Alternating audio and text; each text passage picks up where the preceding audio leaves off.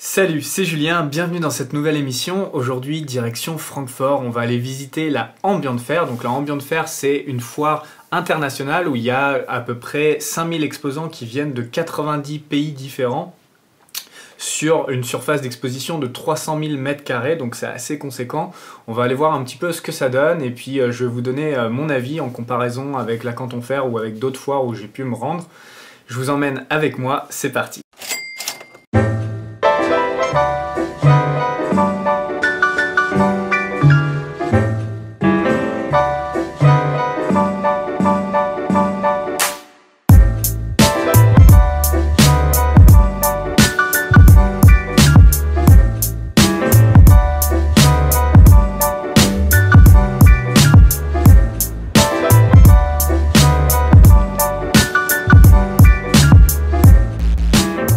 Alors, je vais faire le bilan de cette journée sourcing à la Ambient Fair.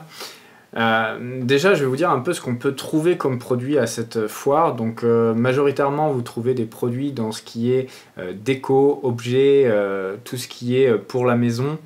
Vous avez également tout un bloc qui est sur le cadeau. Et puis enfin, un autre sur l'art de la table, tout ce qui va être autour des couverts, de la vaisselle, des accessoires de cuisine, etc. Et également un peu d'épicerie fine, donc c'était bien vu et pas mal. Au niveau des fournisseurs qui se rendent dans cette foire, eh bien, vous avez une grosse partie de fournisseurs qui viennent d'Europe. Mais alors, le problème, c'est que c'est pas mal de trading company, donc c'est-à-dire des sociétés européennes, mais qui achètent tout en Chine.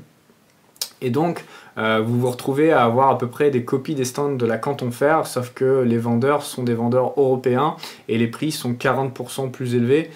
Donc sur ce côté-là, j'ai pas trop aimé l'expérience Ambient Fair. Le côté que j'ai vraiment bien aimé de l'Ambient Fair, c'est de découvrir justement des vraies usines européennes, des vrais fournisseurs européens qui font leurs produits ici et sur des produits qui peuvent pas trop être copiés en Chine parce qu'il n'y a pas le savoir-faire, parce que voilà, c'est pas dans la mentalité. Donc là, il y avait quelques pépites à trouver. J'ai eu quelques petits échanges de cartes de visite qui vont être assez intéressants. Et puis, ça peut également être intéressant cette foire pour ceux qui voudraient être revendeurs, qui ne voudraient pas spécialement faire du private label, parce que en fait, ce que je me suis rendu compte, c'est qu'il y a énormément de marques qui viennent dans cette foire. Et en fait, les marques ne cherchent pas à avoir quelqu'un qui met son logo sur leurs produits, mais ils cherchent à trouver des distributeurs. Donc si vous vouliez revendre leurs produits sur internet, je pense que ça peut être une bonne chose. Alors c'est pas toujours facile parce qu'ils ont l'air d'être assez souvent réticents à Amazon. Quand je dis ce mot-là, ils ont l'air d'avoir peur.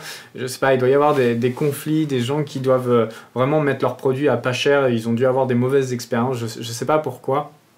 Mais en fait, ça a l'air d'être un peu un problème. Donc à voir. Voilà un petit peu mon retour d'expérience. Je pense que dans tous les cas, c'est bon d'aller à ce type de foire puisque c'est à seulement 4 heures de Paris. Ça vous fait une petite sortie sympa. C'est pas excessif les billets de train si vous y prenez un peu à l'avance. Les hôtels sont un poil chers puisque vous êtes pendant une foire, donc forcément tous les prix grimpent. C'est la même chose à la Canton Fair. Puis vous pouvez découvrir Francfort, qui est une ville assez business, mais bon, les habitants sont assez sympathiques et on y mange plutôt bien. Donc voilà mon retour. Est-ce que j'y retournerai? Peut-être, on va dire tous les 2-3 ans. J'en ferai pas un rendez-vous comme ce que je peux faire avec la Canton Fair.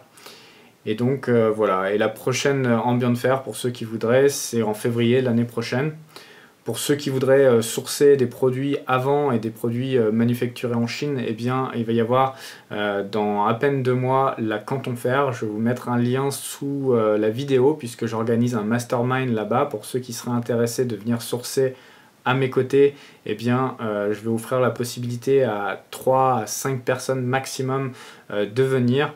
Donc ça va être assez intéressant pour ceux qui voudraient maîtriser Amazon FBA et sourcer un produit en même temps. Voilà, ça va être le programme de ces 6 jours là-bas à mes côtés. Je vous dis à très bientôt pour une prochaine vidéo et puis on se retrouve à Panama dans quelques jours. Ciao, bye bye.